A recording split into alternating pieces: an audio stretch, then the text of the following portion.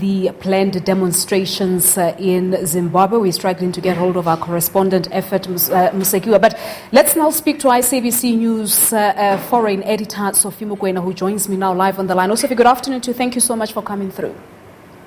Good afternoon, Palisa. Now, we were trying to get hold of our correspondent in Zimbabwe, but unfortunately the lines are failing us. I do know that you've been monitoring the situation very closely there.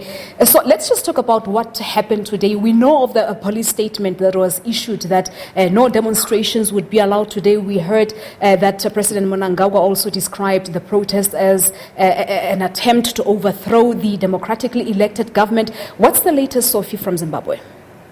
As we have pointed out yesterday, the security cluster issued a very chilling statement, threatening and also intimidating whoever was of an opinion that they would embark on protest today. And therefore, clearly, very few people tried to go to town perhaps to do their businesses, but they were turned back, and also some people were arrested. Secondly, we know that the opposition spokesperson, NDC spokesperson, was also arrested after she posted a picture of herself and a placard talking about issues that Zimbabweans are concerned about. And we know that even the journalists, since yesterday, some of them were harassed and they had to flee their homes. And we know that you still have people who are still behind bars because of being singled out and the suspicion that they were the organizers of the much talked about 31st July movement. We know that they were not even been granted bail because there was fear that if they go back home and they are granted bail, they will be able to mobilize. But the reality is, much as there are no people in the streets, it's quiet. The whole story has attracted international media. When you look at all the international media outlets, they are carrying the story and they are reflecting the story.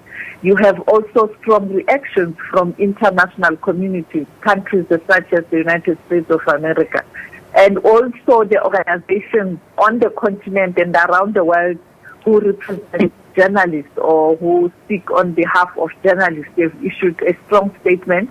They've even written a letter to the current chair of the African Union, President Cyril Ramaphosa, raising their concern around the arrest of media personnel, but also generally the alleged human rights violation. We know that even the United Nations Human Rights Commission has touched on this issue. And therefore, whether you have people in the streets or you don't have people in the streets, it did work for those who were planning to go to the streets to protest, because this matter is part of the agenda. It's in the news today, making headlines all over the world. All right, so let's just go back to the main reasons behind the protest that was supposed to take place today, or demonstrations rather, because organizers say that demonstrations originally planned to, or rather demonstrators originally planned to protest against the alleged government corruption, but they are now targeting the ruling party in Zimbabwe, ZANU-PF, using the hashtag ZANU-PF. So tell us more about this. You know that ZANU-PF is the ruling party in that country, and therefore, you know, in any country, when people are protesting, they will always target a head of state or head of government in that country, but also the party he belongs or she belongs to. And therefore, I think it's part of that. In other words, they are saying the current government must fall, which means ZANU-PF must fall. I mean, they are linked. And that is why the government is saying the intention is to overthrow government, because you'd recall they had elections, even though the opposition then didn't accept the outcome of the results and they were not happy. But on the other side, the governing party feel that they were properly elected and the president has won. Therefore, you have to respect the outcome of the elections, but you do have people who are saying elections were rigged, you know. And then now this leads to a situation where now, because of the economic challenges and social issues in that country, I mean, people can't get their salaries, people can't survive in Zimbabwe. There's no food. People are struggling. That country's economy has completely collapsed. And even the president himself, Nangwaga, has admitted that, even though he is putting a blame on sanctions. But now, if you want sanctions to be lifted, and you are complaining about countries such as the United States of America, and the United States of America get the information that it got from its ambassador in Zimbabwe, there's no chance for those countries who have imposed sanctions on Zimbabwe to lift the sanctions. And therefore, this problem of Zimbabwe needs proper dialogue and consultation. But unfortunately, typical politicians, they don't want to agree on a way forward. You have a situation where the government has set up some dialogue, system there with some parties there. But when you look at those parties, these are smaller parties who don't really command huge numbers in terms of following. But also during elections, some of them didn't even perform well. The main opposition is still outside, even though currently itself that opposition has got problems, and people are saying it is ZANU-PF that is dividing that opposition, and the government has taken sides with one section. So there's this, and that's the problem in Zimbabwe. You need someone who can pull everybody together and start a process of a proper dialogue. Because the truth of the matter is, Palisa, ordinary Zimbabweans are suffering.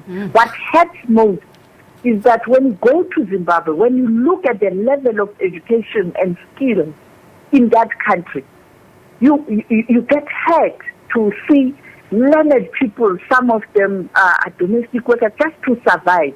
And this is the country that can be an example in the SADC region. Because when you look at the challenges we are facing currently as the globe, as the continent, it's the issue of education and skills.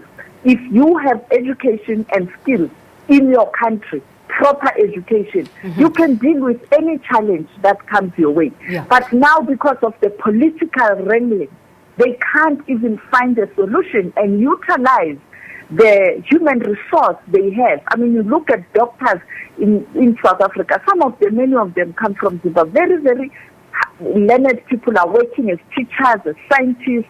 This is, brain drain to the country because they can't survive in their own country. All right. So Sophie, you talk about ordinary Zimbabweans suffering. I was looking at a projection by the World Food Programme that was released yesterday indicating that the number of Zimbabweans facing food insecurity could reach 8.6 million people by the end of this year. Now you have a lot of people saying that Mnangagwa's government is no different to the Mugabe's regime. Yes, you know what, this is not something new.